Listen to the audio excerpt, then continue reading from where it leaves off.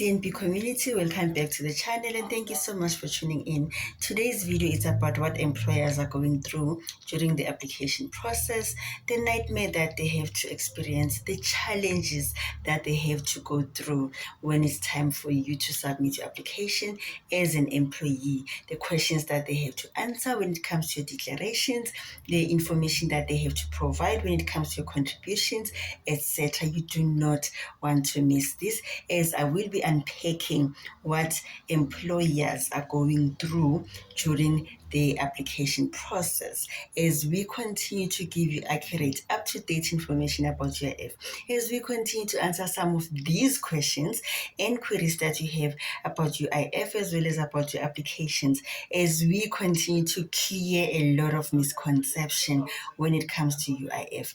You do not want to miss this.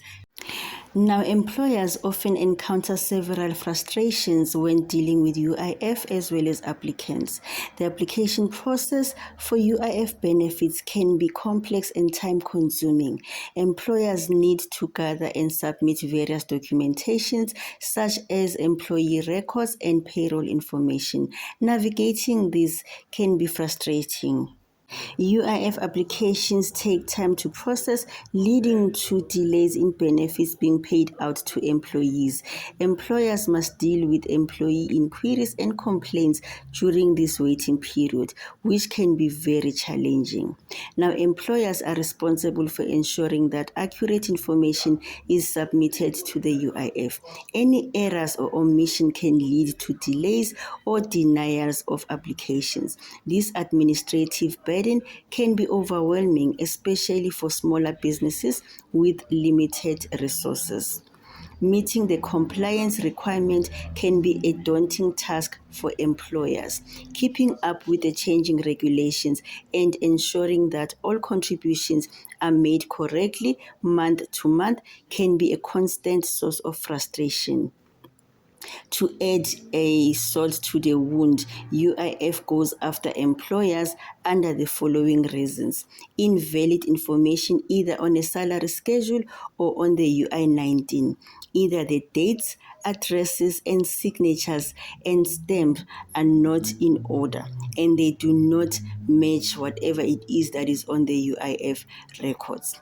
Employers need a practitioner who will then follow up with the correct information that is sitting at the back end of the UIF, or update the information so the sign-off documentation can be accepted. Now, what employers go through in this instance will try to remind and write what they think will be the correct information rather than just finding out what is sitting at the back end of the system.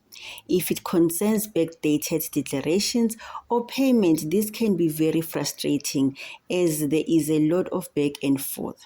Now, non-payment of UIF is an offense, and the UIF will levy a 10% penalty on all the unpaid back contributions.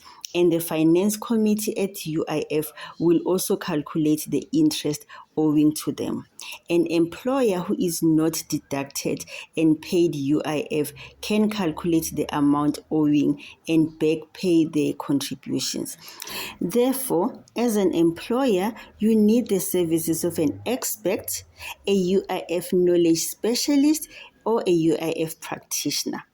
For employers, I can be contacted on these following numbers: 072-709-0516, strictly for employers who are in need of a service of a UIF practitioner. We will continue to give you accurate, up-to-date information about UIF. We will continue to answer some of these questions and queries that you have about UIF as well as about your applications. We will continue to clear a lot of misconception that you have about UIF. Please do follow us on our YouTube channel.